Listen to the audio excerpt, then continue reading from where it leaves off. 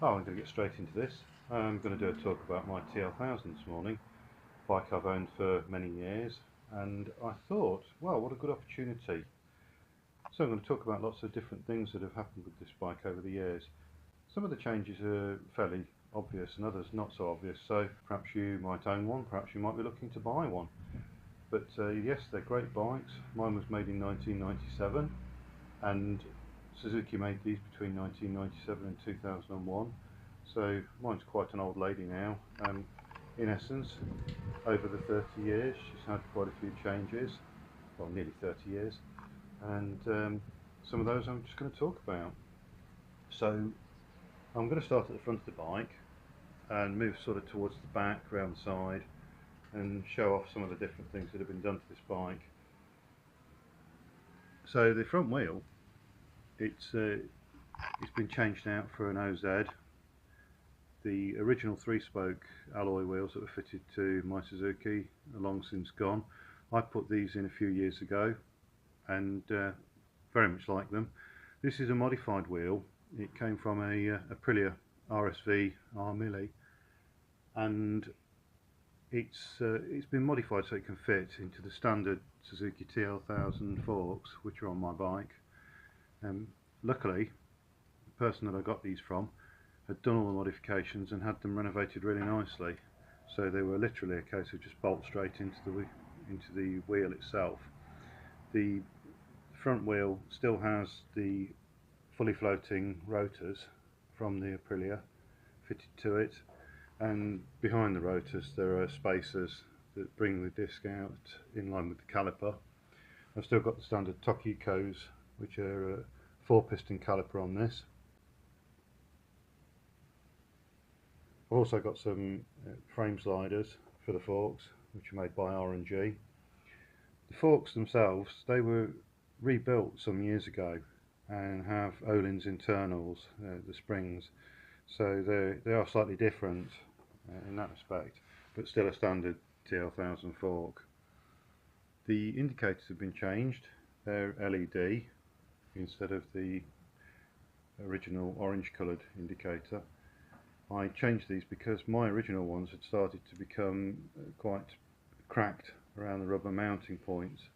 It's a fairly common thing, I understand, and one of them had broken, so rather than try and search out some originals, I decided to just upgrade and go for a LED. You do have to change the flasher relay on these when you come to do it, and there is some wiring tweaks here and there.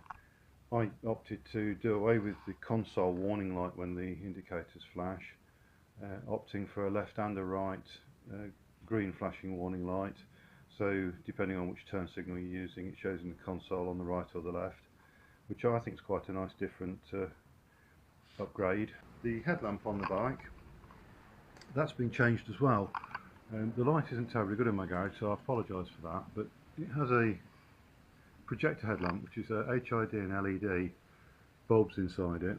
The LEDs are all the way along the front here, so they provide side lighting.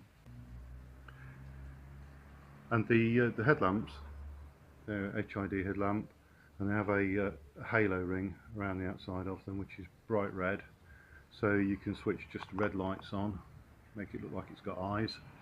Quite nice to see.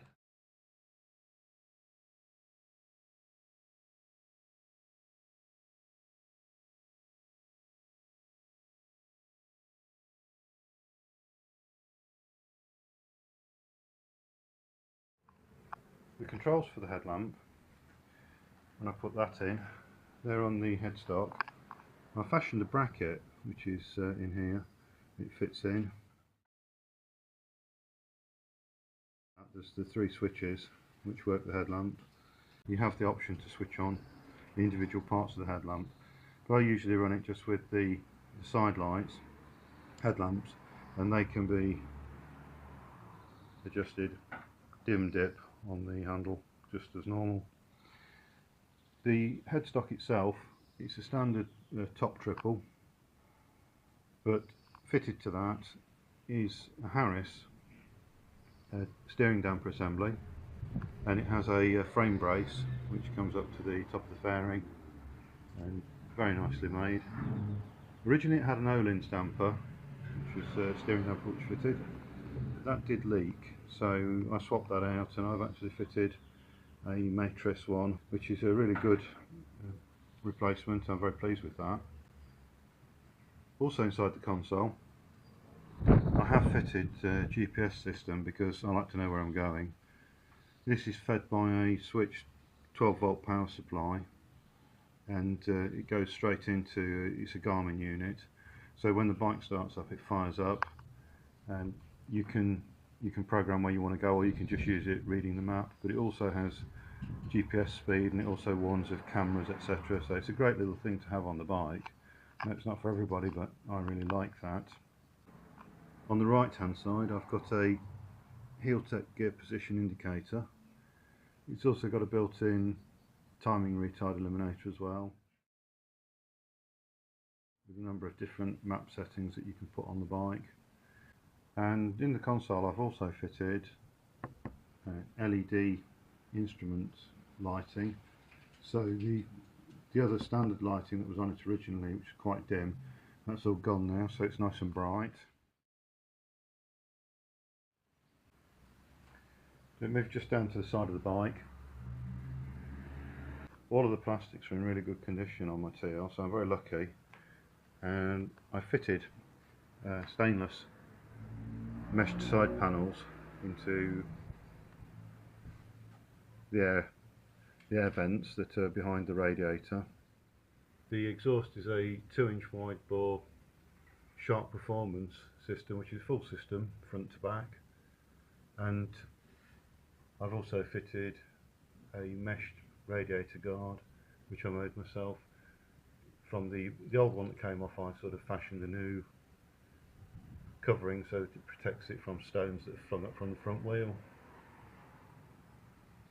I tend to go for a polished look on the bike rather than its standard appearance, and so what I've done, I've polished as much as I can anything that's made of alloy on the bike, or alloy components. Here you can see the steering damper assembly, which is fitted to the side of the frame.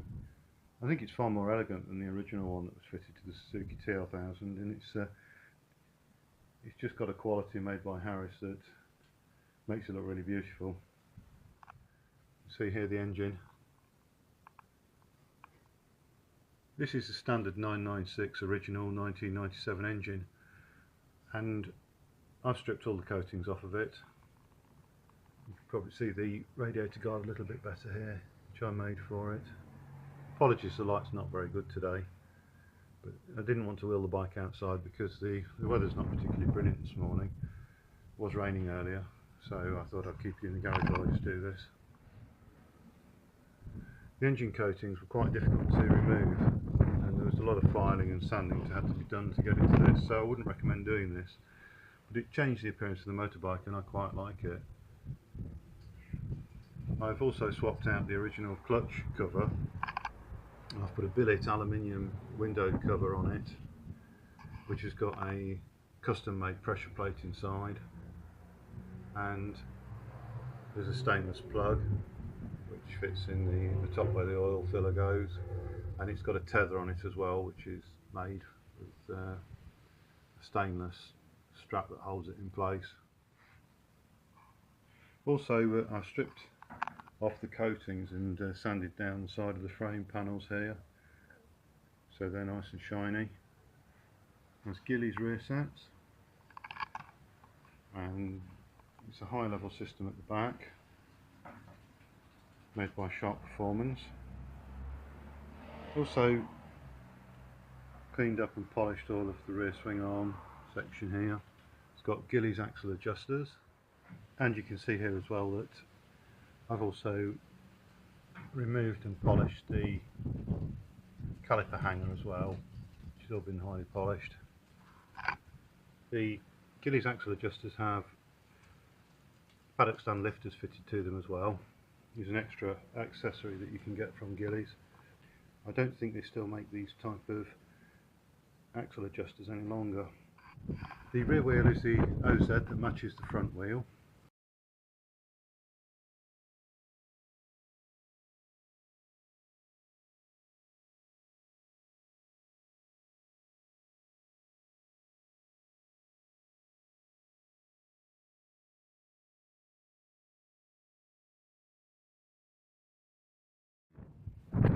has a colour matched under tray, and it's also got a stone guard that's fitted as well at the back. I'm not sure you can see that very well in the light. The rear sprocket's a Sitta with 43 teeth. The sprocket was specially made to fit the rear wheel, and it's a 530 super heavy duty drive chain that's fitted to this sprocket, and a 17 tooth front.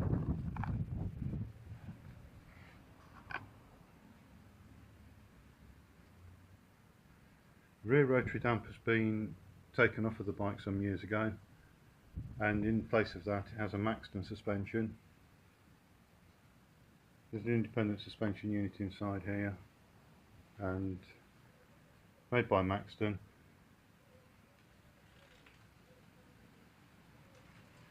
Gilles Rearsets.